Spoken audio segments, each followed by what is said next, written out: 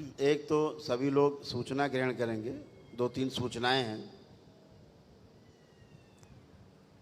माताएं विश्राम।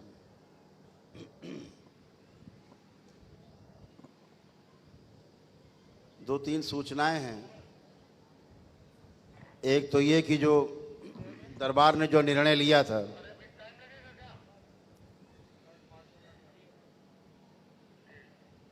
जो माता कामाख्या के दरबार में गुवाहाटी आसाम में मंदिर में जो हम सभी के जाने का कार्यक्रम था अम्बुबाची पर्व पर, वो पर्व हम लोग यहीं मनाएंगे, दरबार में मनाएंगे। सृजन में व्यस्त रहेंगी, पूरा सृजन सृष्टि के सृजन में रहेंगी।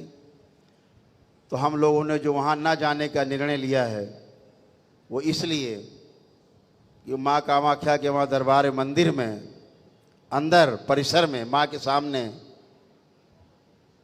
यज्ञ हिंसा होती है, जीवों की बलि दी जाती है,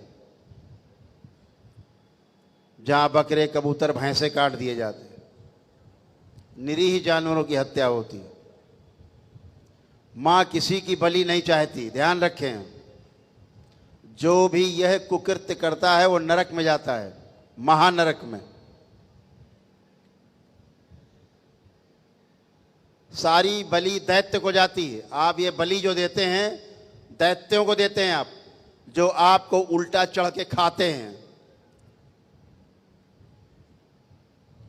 जो बैठ करके ये कुकृत्य माँ के मंदिर में कर रहे हैं वो सब नरक में जा रहे हैं, करवा रहे हैं वो भी नरक में जा रहे हैं, और जो प्रेरित कर रहे हैं बलि के लिए, निरीह जानवरों की जीवों की हत्या के लिए, वो सब नरक में जा रहे हैं।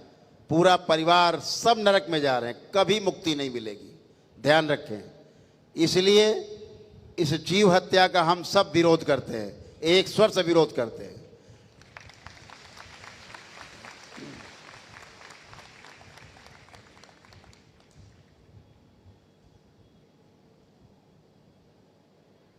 जीव हत्या हर हाल में बंद होनी चाहिए। वहाँ के पंडे पुजारियों से, वहाँ के ट्रस्ट से, मंदिर के सभी से मेरा आग्रह है कि इस हत्या को रुकवाएं। वहाँ मंदिर में हमारे परिवार के सदस्य भक्त दिशा लेने जाते हैं कि हमें कैसे जीना है, लेकिन वहाँ जब ये कुकृत्य देखते हैं परिवार के सदस्य और बच्चे, हत्या होती हुई, पूछते हैं कि हत्या किस लिए, भयभीत होते हैं, फिर सीखते हैं हत्या करना। तो क्या वो यही चाहते हैं कि सनातन के लोग इसी प्रकार से हत्याएं करें? जहां हमारे यहाँ चींटी को मारना भी पाप बताया गया है, वहां बड़े बड़े जीवों को बलि दी जा रही है। धर्म के नाम पर अपराध किया जा रहा है। इस अपराध को वहां की सरकार रोके।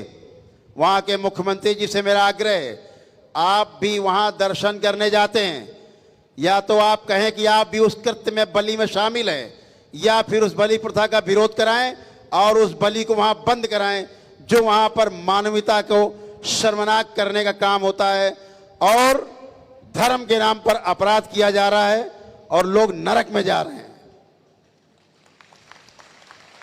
या तो कहे वहां की सरकार कि वो इस बलि प्रथा में शामिल है और उसका समर्थन करती है। वहां जाकर के दर्शन करने का मतलब आप उस बलि में शामिल हैं और आप उस गंदी प्रथा में शामिल हैं और आप उस अपराध में शामिल हैं। इसका जवाब आपको यहां भी और ऊपर भी ईश्वर के दरबार में देना होगा, यह ध्यान रखें। वहां की सरकार भी कान खोलकर सुने, इस बलि प्रथा को तत्काल रोक लगाए। हम पिछली बार भी देखे हैं, आपके प्रशासन में अद्भुत व्यवस्था की गई थी, एक अद्भुत व्यवस्था की वहां की गवर्नमेंट ने।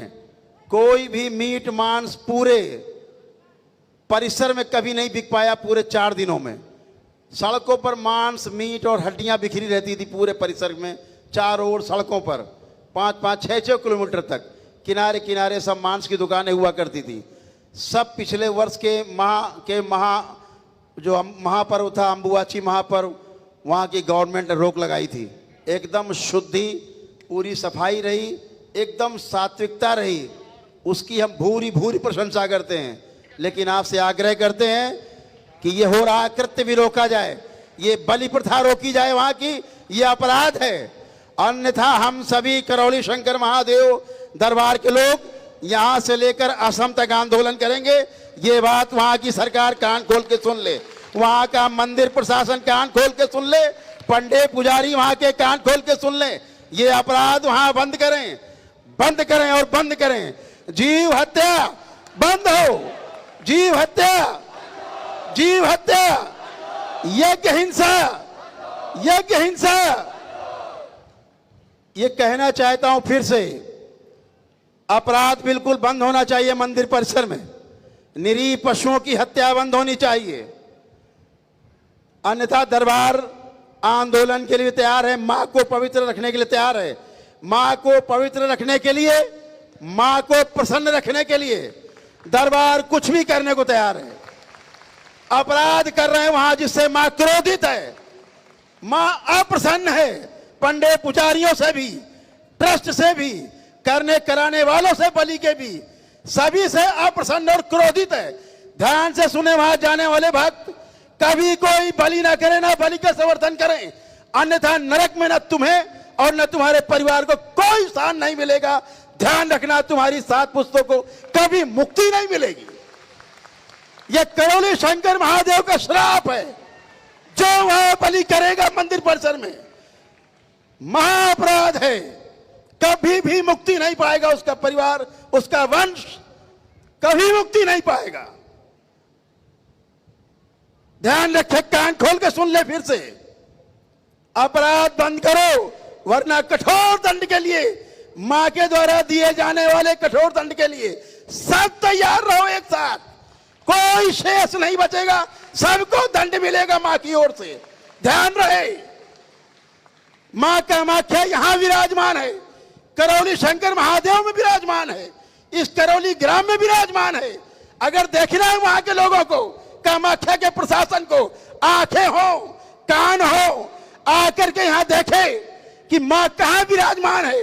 और ध्यान रहे, इस बार ब्रह्मपुत्र नदी का जल भी लाल नहीं होगा। मां बिल्कुल क्रोधित है इन हरामजादों से, अपराधियों से। मां यहीं विराजमान है और यहां विराजमान रहेगी। केवल अंश मात्र मां का दरबार में, मां कामाख्या में विराजमान है, वो भी मेरे द्वारा। ध्यान रहे, अगर यही हाल रहा तो मां वो नीलांचल पर्वत को छोड़ देगी। ये ध्यान रहो। अपराधियों, अभी भी होश में आ जाओ। सारे पंडे पुजारी, सारे वहां के पंडे पुजारी और वहां का ट्रस्ट ध्यान से सुने। बलि प्रथा पर, धर्म के नाम पर होने वाले अपराध को रोक लगाए तत्काल। बोलिए सद्गुरुदेव भगवान की, गुरु माता की। बोलिए सद्गुरुदेव भगवान की, गुरु माता की, भगवान भोलेनाथ की, माता कामाख्या की, सभी संतों की, गौ माता की। बोले सच्चे दरबार की, करौली शंकर महादेव की। हर हर महादेव।